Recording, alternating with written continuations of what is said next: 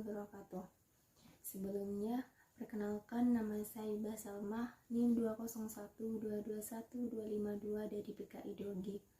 Di sini saya akan mempresentasikan esai saya yang berjudul Pentingnya Mempelajari dan Menerapkan Hukum Fikih dalam Kehidupan Sehari-hari.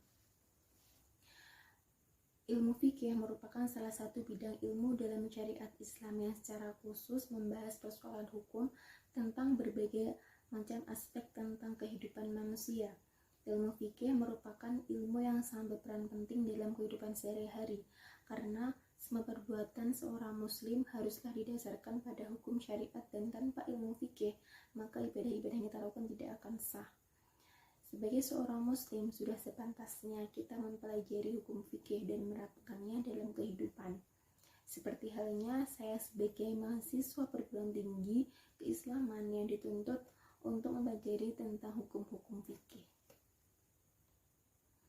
Sudah genap 6 bulan saya mengikuti perkuliahan dengan mata kuliah fikih konseling, di mana dalam perkuliahan tersebut saya diajarkan tentang berbagai macam hukum fikih yang mendasar, yaitu tentang toharoh, tentang sholat fardu, juga sholat sunnah, dan juga sholat jamaah, terus ada puasa, zakat, dan juga haji dan umroh. Yang pertama yaitu toharoh. Toharoh yang di sini berarti bersih dari hadas dan najis. Toharoh merupakan langkah awal dalam memulai setiap ibadah. Ibadah tidak akan sah tanpa adanya toharoh. Dan sudah sepantasnya sebelum kita menghadap dan beribadah kepada Allah, sangat dianjurkan untuk bersuci. Jenis toharoh ini ada wudu, mandi, tayamum, dan istinja, di mana setiap toharoh ini mempunyai ketentuannya masing-masing. Kemudian yang kedua yaitu sholat. Sholat berarti beberapa ucapan dan perbuatan di mana dimulai dengan takbir dan diakhiri dengan salam, dan dengannya kita beribadah kepada Allah menurut syarat-syarat yang telah ditentukan. Kemudian sholat terbagi menjadi 2, yaitu ada sholat fardu dan juga sholat sunnah. Sholat fardu merupakan salah satu ibadah yang menjadi kewajiban utama umat muslim dan merupakan rukun Islam kedua.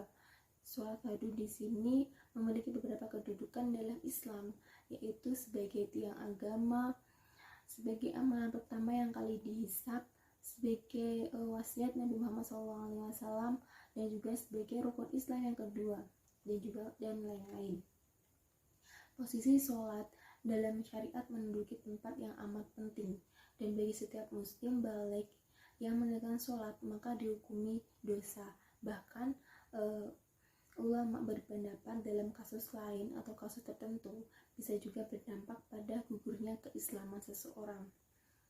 Sholat fardu terdiri dari 5, yaitu ada sholat subuh, sholat duhur, sholat asar, sholat maghrib, dan juga sholat isya. Selain sholat fardu, ada juga sholat sunnah, di mana sholat sunnah itu berarti sholat yang tidak wajib dikerjakan, tetapi mendapat pahala jika dilakukan. Sholat sunnah ini merupakan ibadah sholat yang diajarkan oleh Rasulullah SAW di luar sholat yang hukumnya wajib. Dan sholat sunnah ini terbagi menjadi 2, yaitu ada sholat sunnah muakkad dan juga sholat sunnah ghairu muakkad. Contoh dari sholat sunnah diantaranya yaitu sholat duha, sholat hajat, sholat taubat, dan juga sholat hari raya, dan juga masih banyak lagi. Islam sangat menganjurkan untuk melakukan sholat secara berjamaah, namun berbeda dengan sholat sunnah yang sebagian ulama mengatakan kalau sholat sunnah itu sebaiknya dikerjakan sendiri-sendiri di rumahnya masing-masing atau di tempat yang tertutup agar tidak menimbulkan sikap riya. Kemudian yang ketiga yaitu puasa. Puasa adalah ibadah kepada Allah SWT dengan syarat dan rukun tertentu, dengan jalan menahan diri dari makan, minum, hubungan seksual, dan lain-lain. Perbuatan yang dapat merugikan atau mengurangi makna puasa semenjak terbitnya fajar sampai terbenamnya matahari. Puasa di sini terbagi menjadi dua, yaitu ada puasa wajib dan juga puasa sunnah. Puasa wajib berarti puasa yang harus dikerjakan, dan bila ditinggalkan akan mendapat dosa. Seperti contohnya puasa Ramadan, puasa nazar maupun puasa qada. Kemudian ada juga puasa sunnah. Puasa sunnah di sini berarti puasa yang jika dikerjakan akan mendapat pahala, dan jika ditinggalkan atau tidak dikerjakan maka tidak akan berdosa. Seperti contohnya puasa Senin Kamis, puasa Daud, puasa Arafah, dan juga masih banyak lagi. Sebagai seorang muslim kita dianjurkan untuk berpuasa, karena dengan berpuasa seorang akan memperoleh ridha dari Allah Subhanahu wa taala dan berhak memasuki surga dengan pintu khusus dan yang hanya disediakan oleh orang-orang yang berpuasa. Kemudian yang keempat yaitu zakat. Zakat adalah mengeluarkan sebagian harta benda sebagai sedekah wajib sesuai perintah Allah Subhanahu wa taala kepada orang-orang yang memenuhi syarat-syaratnya dan sesuai dengan ketentuan hukum Islam. Dasar hukum zakat ini sesuai dengan firman Allah Subhanahu wa taala dalam Quran surat Al-Baqarah ayat 43 yang artinya, dirikanlah sholat dan tunaikanlah zakat dan rukuklah bersama orang-orang yang ruku.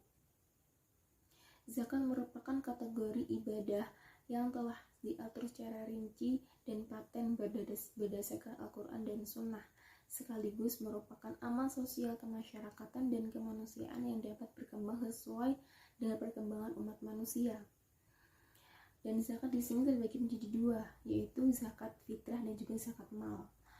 Zakat fitrah yaitu zakat yang berupa makanan pokok yang diberikan kepada orang yang berhak menerimanya dan dikeluarkan pada bulan Ramadan sampai sebelum sholat Idul Fitri pada bulan Syawal. Sedangkan zakat mal yaitu zakat yang dikenakan atas segala jenis harta dan secara zat maupun substansi memperolehnya tidak bertentangan dengan ketentuan agama. Dan zakat ini bertujuan untuk membersihkan harta yang kita miliki agar bersih dan suci. Adapun orang-orang yang berhak menerima zakat diantaranya orang fakir, miskin, amil, mu'alaf, riqab, gharim, fisabilillah, dan juga ibnu sabil. Kemudian yang kelima atau pembahasan yang terakhir yaitu tentang haji dan umroh. Haji berarti mengunjungi Ka'bah atau mengerjakan tawaf, sa'i, wukuf, dan juga ibadah lainnya karena Allah semata. Sedangkan umroh berarti ziarah ke Baitul Haram untuk menunaikan manasik tertentu seperti tawaf, sa'i, taksir. Haji dan umroh itu sama-sama mengunjungi Baitullah. Namun ada beberapa hal yang membedakannya, seperti ibadah haji itu tidak bisa dikerjakan di sembarangan waktu. Jadi ada waktu khusus untuk haji. Sedangkan untuk ibadah umroh itu bisa kapan saja dilakukan tanpa adanya ketentuan waktu. Dan rukun haji ini cenderung lebih panjang dan harus dilakukan secara berturutan. Sedangkan untuk umroh terbilang cukup sederhana dan tidak memakan banyak waktu. Baik, mungkin uraian tadi merupakan refleksi singkat dari perkuliahan materi yang sudah diajarkan selama perkuliahan 1 semester ini. Menurut saya materi tersebut sangat berkaitan dengan konseling karena menyangkut dengan ibadah sehari-hari, yang mana sangat penting untuk kita pelajari dan terapkan dalam kehidupan agar senantiasa mendapatkan ridho dari Allah Subhanahu wa taala dan hati kita selalu dekat dengan Allah Subhanahu wa taala. Mungkin itu yang bisa saya sampaikan. Kurang lebihnya mohon maaf. Semoga bermanfaat. Akhiran, wassalamualaikum warahmatullahi wabarakatuh.